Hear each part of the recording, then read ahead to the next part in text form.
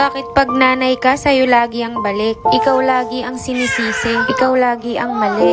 At pag nagkasakit ang anak mo, sasabihin pa nila hindi mo daw kasi naalagaan ng maayos. At pag nakikita ka nilang nagpapakasaya, lumalabas kasama ng mga kaibigan. Sasabihan ka pa na pabaya kang ina. Hindi kasi nila alam yung hirap at pagod na nararanasan natin araw-araw. Yung kinakailangan mong magtrabaho para maibigay yung mga pangangailangan nila. Kahit ang gusto mo naman talaga ay nasa bahay ka na lang at alagaan na lang sila. Sabi nga nila, pag nanay ka na, nakagapos ka na sa responsibilidad at hindi mo na pwedeng gawin yung mga bagay na nagagawa mo nung wala ka pang anak. Pero sana naman kahit minsan wag niyo ipagkait sa amin na maglibang at maging masaya. Ngayong dalawa na yung anak ko, mas na-realize ko na mahirap pala talaga maging isang ina. Simula nung nagbuntis ako, nahirap ako sa unang 3 buwan. Hanggang sa pagdadala sa kanila ng 9 na buwan. At darating din yung araw na isisilang mo na sila. Na halos maubusan ka na ng hininga, mailabas mo lang sila. At pagkasilang mo sa kanila, hindi rin naman ganun kadaling mag-alaga. Andyan yung araw-araw kang walang tulog. At kinakailangan 24 oras kang nakasubaybay sa anak mo dahil kailangan mo magpadede. Bukod pa dun ay kinakailangan mo rin asikasuhin ng panganay mong anak dahil bata pa rin siya at kinakailangan pa rin niya ng gabay mo at pag-aalaga. Kaya sana wag nyo rin naman kaming pipintasan na hindi na kami nakakapag-ayos ng aming sarili. Isa lang ang ibig sabihin nun na nagagampanan namin na maayos ang pagiging isang ina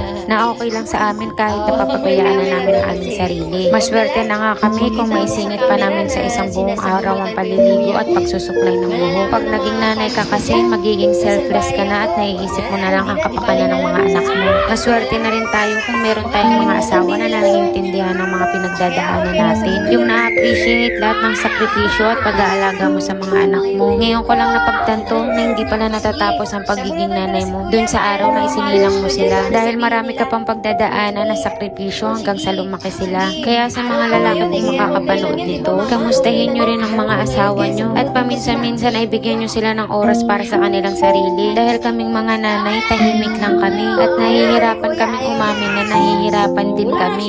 Hanggat kaya naming magtiis, magtitiis kami. At minsan ay dinadaan na lang namin sa iyak pag nararamdaman namin na napapagod na kami. Dahil pag nanay ka, hindi ka pwedeng sumuko at hindi ka pwedeng mapagod. Ang pinaka-importante sa lahat ay nabibigyan mo ng sapat na oras at pantay-pantay na pagmamahal ang mga anak mo. Pag nakikita ko nga silang ganito kasaya, ay natatanggal lahat ng pagod na nararamdaman ko.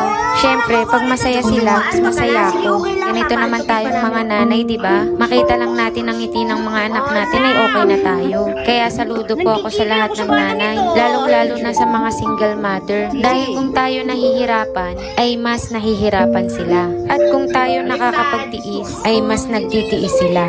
Opo, hindi po madaling maging isang ina. Ito talaga ang pinakamahirap na trabaho sa buong mundo. 24 hours ang trabaho mo, wala ka pang day off. At lalong-lalo naman na hindi ka pwede mag-resign. Pero makita mo lang ang ngiti ng mga anak mo, ay tanggal lahat ng pagod mo at handa ka na ulit sa panibagong araw ng pagtatrabaho.